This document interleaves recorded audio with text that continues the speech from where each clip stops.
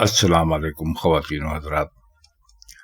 मिर्ज़ा गालिब के दीवान से उनकी गज़लों के मुश्किल अल्फाज का आसान मतलब देकर एक और वीडियो में आपकी खिदमत में हाजिर हुए हैं।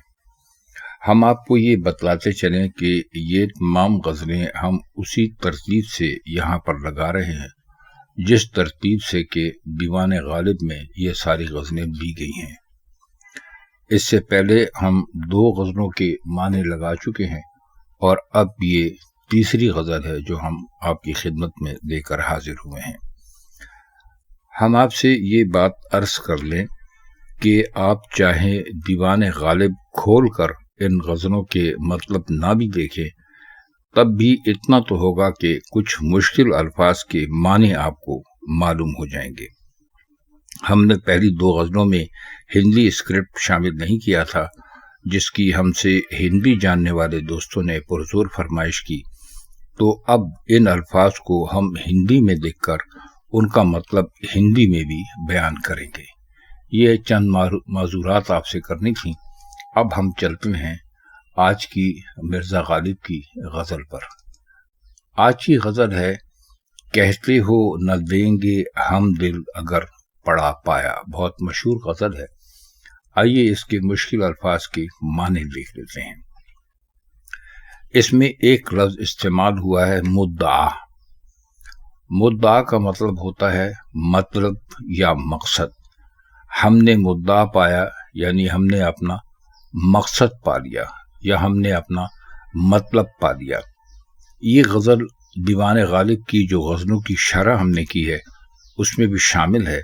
हम लिंक तो इस वक्त आपको नहीं दे रहे, लेकिन अगर आप हमारे चैनल पर जाकर ये गज़ल लिखेंगे तो आपको ये मुकम्मल गज़ल वहाँ पर ज़रूर मिल जाएगी। तो मुद्दा का मतलब होता है मतलब पा लेना या मकसद पा लेना। हम जो हिंदुस्तानी टेलीविज़न चैनल देखते हैं उस पर मुद्दा जो वो बोलते हैं वो दरअसल मसले का तर्जुमा करते हैं, जबकि मसले को मुद्दा बोलना बिल्कुल गलत है। मुद्दा का मतलब उर्दू में होता है मतलब या मकसद। इसी गज़ल का दूसरा एक और लफ्ज़ है ज़ीस्त। देखिए, हमने हिंदी में भी लिखा है तो हमारे हिंदी जानने वाले दोस्त बहुत आसानी से समझ जाएंगे। ज़ीस्त का मतलब होता है जिंदगी। अगर इसका हम जुमला बनाएं तो आप ये कह सकते हैं कि मैं बहुत मुश्किल ज़ीस्त बसर कर रहा हूँ, यानी मैं बहुत मुश्किल ज़िंदगी बसर कर रहा हूँ, खुदा ना करे। तो आप ये भी कह सकते हैं कि ज़ीस्त का मज़ा तो अब आया, यानी ज़िंदगी का मज़ा तो अब आया।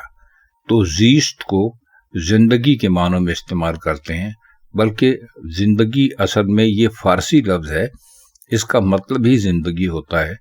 तो मिर्ज़ा गालिब की इस गज़ल में ज़ीस्त का लफ्ज़ इस्तेमाल हुआ है, तो हम उसका तर्जुमा आपको यहाँ बता रहे हैं।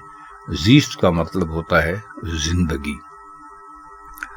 एक और लफ्ज़ इसमें इस्तेमाल हुआ है और वो लफ्ज़ है दोस्तदार। ये वैसे तो 2 अल्फाज हैं, लेकिन इनको अक्सर मिलाकर ही लिखा जाता है। दोस्त का मतलब आप सब जानते हैं, साथी या रफ़ीक। दार का मतलब होता है रखना या रखने वाला। तो दोस्त दार का मतलब होगा दोस्त रखने वाला। ये इस गज़ल में एक शेर है जिसमें कि ये लफ्ज़ इस्तेमाल हुआ है। आप जब इसको देखेंगे इस गज़ल को तो आपको बहुत आसानी से ये लफ्ज़ मिल जाएगा और इसका माने आपको पता चलने के बाद आप इसका मतलब बहुत आसानी से समझ लेंगे।